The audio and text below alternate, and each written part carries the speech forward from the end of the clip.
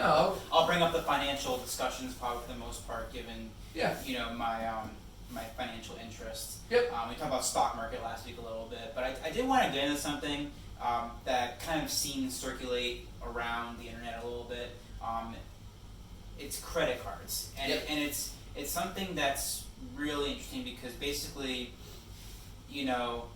owning a credit card these days is like having a driver's license. Like you just expect it's that very common. you'd be almost dumbfounded to see somebody who After a certain age. at a certain age doesn't have a credit card. And so actually, I don't know when you got your first credit card. I got my first credit card at 21 years old. I was actually just starting my senior year in college. So I'd actually gone through 3 years of college without a credit card. Yeah. When my bank came to me and said, you should really get a credit card. And I said, well, why? She goes, well, you want to build your credit score, and it's going to help you in the future, apply for car loans and mortgages and.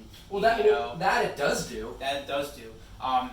But it is interesting though because, as I said, I've seen some articles about personal finances and how to save money. Right. And one of the things you're starting to see is kind of, I won't say a cult, but you'll see a group of people who feel like a credit card is the dismay to your personal finance because it's not even a question of dollars and cents. It's a question of behavior. It's a psychological feeling that it's this unlimited potential to just buy whatever you want.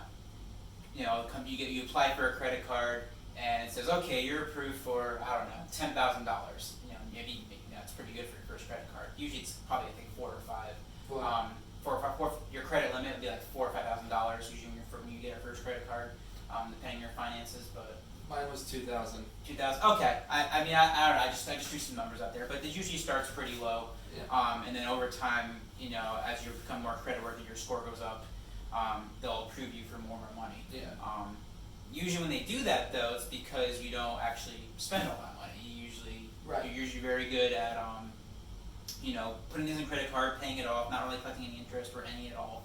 And so my mentality about the credit card has always been this, and I have never paid a cent of interest on any credit card I've owned, if you can believe that.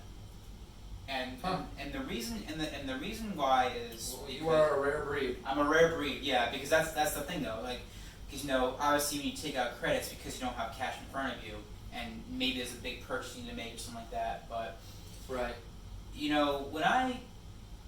so this is going on 12 years now, maybe I've had a credit card, maybe a little less than that. It's been about a decade I've had a credit card. I always forget you're in your 30s. Yeah, I know. I'm not to bring my age into this, but I'm almost 30 though, so I'm not that much younger. But this is of course after the whole financial crisis in 2008, and banks are just trying to get people to have credit cards, and the incentivation. Is that the right word? Incentivation. So what? If not, I made up a word today. Incentivize. Yeah. Also maybe not a word. But what motivated bank? What the selling point for banks to give out credit cards was points or reward points. Reward points. Or like some kind of and so when I got offered a credit card, that was the thing. It was we'll give you a $0 annual fee. Mm-hmm. I went through my bank, and we'll give you points that you can cash in towards like gifts or even just miles or something. Miles or even just like straight cash too. They just give you a flat a reward back. And so my mentality was, all right, all I have to do is use a credit card for my purchases, and then I just pay off the balance every time, and then you're gonna give me those reward points. I look at it as a profiting tool. Sure. That's when you have that mechanism. Or another example might be, let's say, so there's been some times I had to buy furniture, and furniture is not cheap. Especially the good furniture. Especially the good furniture. So it's gonna be a couple grand to buy like a dining table, stuff like that. Right. Yep. And do I want to dump $2,000 of trade cash into furniture? Obviously, I could set it, forget it. It's mine. And like I said, you follow some people out there. They'll say that's the mentality because it's yours. You don't have to pay it back. It's not a burden for on you. But there were times where they would obviously do 0% interest. So they would do a financing plan right. for like 12 months to pay this thing off, and you will waive the interest. Yep. And so I've always taken advantage of those because to me it's a free money game, whether it's reward points at 0%. And yeah, I would argue you lose that game a little bit the minute you start paying the interest, unless obviously you don't have the cash in front of you. Like obviously if you're in debt, you know, and you don't have a lot of cash to you, sometimes you kind of back to that corner a little bit, and you have to do the interest. Obviously, when you get a mortgage, obviously that's the big thing. That's your biggest financing thing out there, and you're obviously gonna pay a lot of interest on your mortgage. Right. And so we can't really get around that too much. Some people do. But my mentality on credit cards is these people who sit here and say that you should not own a credit card. I would my mindset, and you can tell me if I'm wrong on this, is Oh, I might. As long as you can keep a budget and you don't spend beyond your means, as long as the credit card is not as the psychological tool of I've access to things now because I can just run up my credit. Yeah. I do not see the pain in owning a credit card. I'm not one of those people that says, the way to make money and be wealthy is not own a credit card. I don't follow that logic 100%. I'll adhere to the. It's interesting you say that because I know you like Dave Ramsey, and yes. he typically he's very anti-credit card. Yes, yeah, but when you listen to him, I believe a lot of his stance does come from the opinion, or not from the opinion, from the behavior side of it.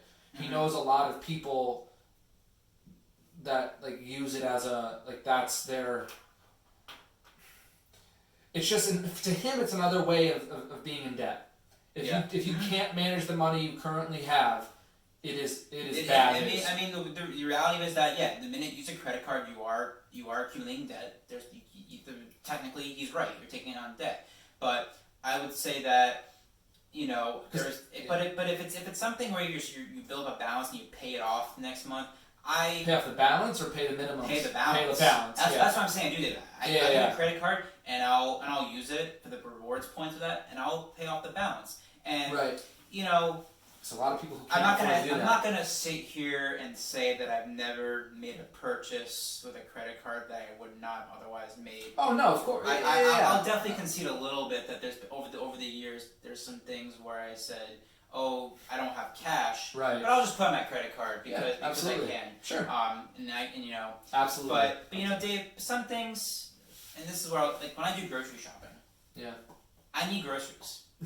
I gotta eat. I mean, he'll also argue that that's where you can blow the most money on food. Yeah. But I don't think I go crazy. I mean, I pretty much have the same food every week. We're pretty comfortable with it. We eat healthy. But food's an expense. It is. You gotta eat. Absolutely. You can obviously trim it down if you're in dire times. Yeah. The rice and beans, I think is what Dave calls it. The rice and beans. I don't know. Could you eat rice and beans for 3 months straight? No. Yeah. I mean, but cannot.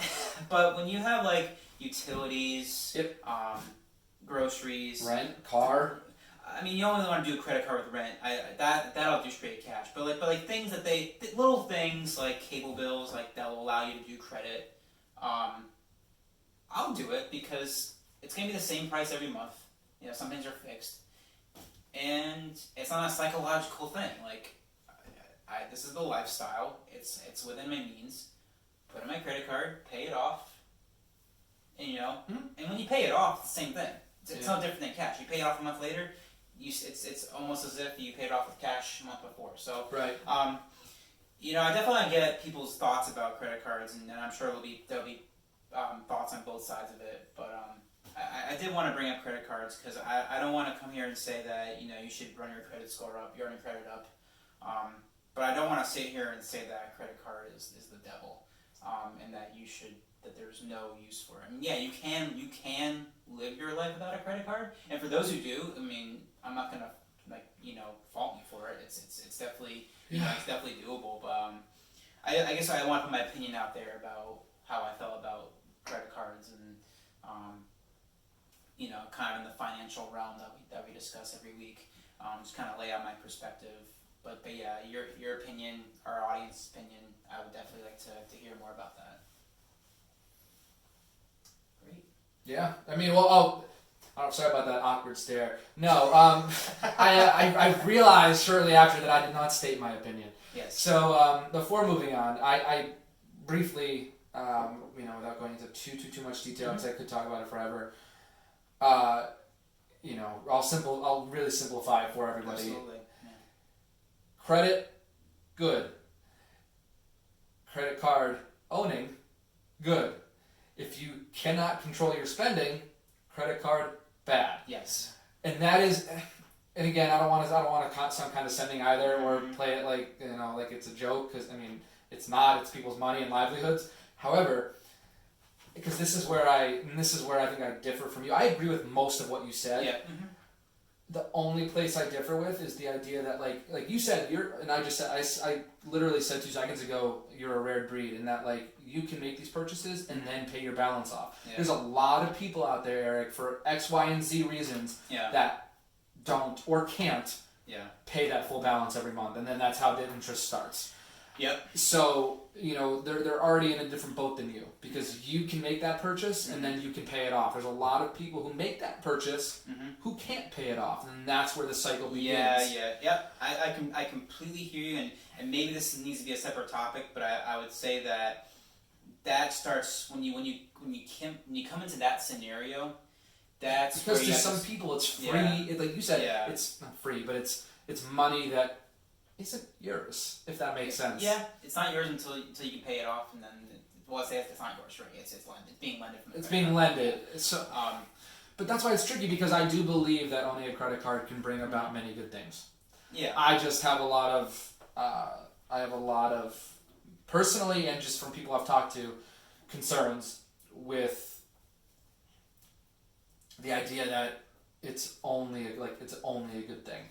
Yeah, and I think what you're trying to get at, Dave, is for some people it becomes the lifeline, right? And it's not the best lifeline to have, but maybe for some people they feel it's the only lifeline left. Right, and that's why I don't fault people. Yeah. Because some people's situations are way different than mine. Yeah, no, absolutely. And so and that's another thing too, because I just don't. I'm not in this business to tell someone the way they do it is wrong. I just believe that there's a way to do it and have it make more sense.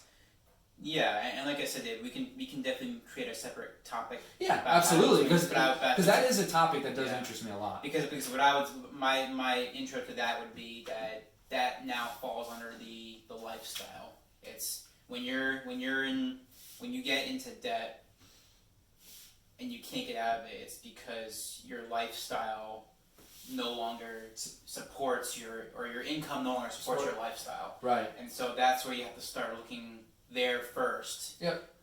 And then figure out how you can grow your income, I guess, would be part of that equation. Right. But make sure you're living within your means. And as long as that equation makes sense, you can definitely get out of it.